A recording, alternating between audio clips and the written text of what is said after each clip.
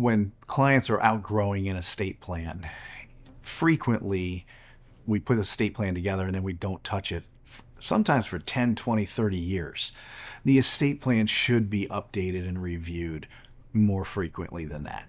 I'm a financial advisor, and our estate plan is outdated. We're working with our attorney right now to update our estate plan.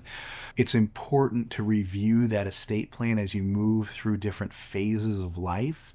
For instance, we're working with a family right now that the estate plan was put together when there were just a couple of grandchildren, and in the estate plan it said leave $100,000 to each grandchild.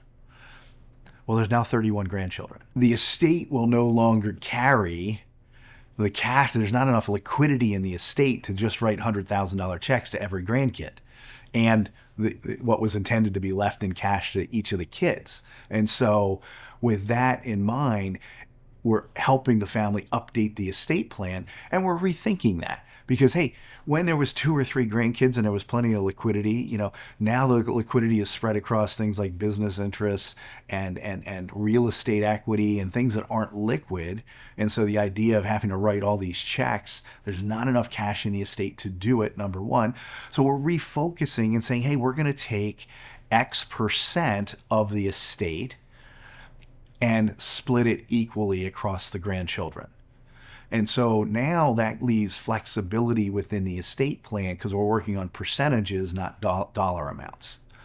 And so the plan has to necessarily evolve over time. And when we put hard number things like, what if you went in there and said, hey, I want to leave $2 million to my alma mater, my university alma mater. But by the time you get there, there's not enough cash within the estate to do that.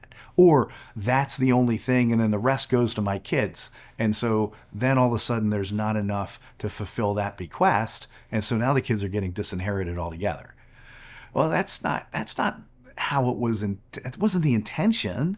It's just the way it happened because things weren't reviewed periodically. And so it's important to upgrade, to improve. When you move between states, have an attorney in the new state review it, and then recognize that you should be outgrowing your estate plan just like you outgrow mentors, right? We get a mentor when we're in our 20s. They have some things to develop us and some things to teach us. We should necessarily outgrow that mentor by the time we're in our 30s. We should necessarily outgrow that mentor by the time we're in our 40s. Right? So as we go through life, we should necessarily be maturing and developing and becoming, and our estate plan needs to catch up with that. Because our values arc is going to change, what's important to us, the people that we may want making decisions.